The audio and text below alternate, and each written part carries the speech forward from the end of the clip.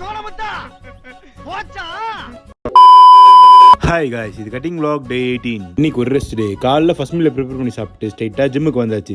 ஜிம்ல வந்து கொஞ்ச நேரம் உட்காந்து அக்கௌண்ட்ஸ் எல்லாம் பார்த்துட்டு காலையிலே கார்டியோ கம்ப்ளீட் பண்ணிட்டு போஸ்டிங்கும் கொஞ்ச நேரம் ப்ராக்டிஸ் பண்ணியாச்சு. அங்கிருந்து கிளம்பி வீட்டுக்கு வந்து செகண்ட் மீல் ப்ரிப்பேர் பண்ணி சாப்பிட்டு டெய்லி எசென்ஷியல் விட்டமின்ஸை போட்டு கடைக்கு போய் அம்மா கூட கொஞ்ச நேரம் ஹெல்ப் பண்ணிட்டு வீட்டுக்கு வந்து நெக்ஸ்ட் மீல் ப்ரிப்பேர் பண்ணி சாப்பிட்டு ஸ்ட்ரைட்டா ஜெய் வீட்டுக்கு கிளம்பியாச்சு. அங்கிருந்து தலைவனை பிக்கப் பண்ணிட்டு ஸ்ட்ரைட்டா ட்ரெஸ் வாங்க கிளம்பியாச்சு. போறவல்ல மச்சான் நீ கோர்ஸ் பண்றியா, அது எப்போ முடியும்னு கேட்டா நான் முடிக்கிறதுக்குள்ள அதே என்ன முடிச்சிட்டு போல அப்படின்னு சொல்லி சிரிச்சிட்டு இருந்தான். சரின்னு அங்கிருந்து வண்டி எடுத்துட்டு வேகமா வந்து ட்ரெஸ் எல்லாம் வாங்கிட்டு அங்கிருந்து கிளம்பணும்னு பார்த்தா சரியான டிராபிக். இதுக்கு நடுவில் அம்மா ஃபோன் பண்ணி நீ எங்க இருந்தாலும் சரி 10 நிமிஷத்துல வீட்டுல இருக்கணும் அப்படின்றாங்க.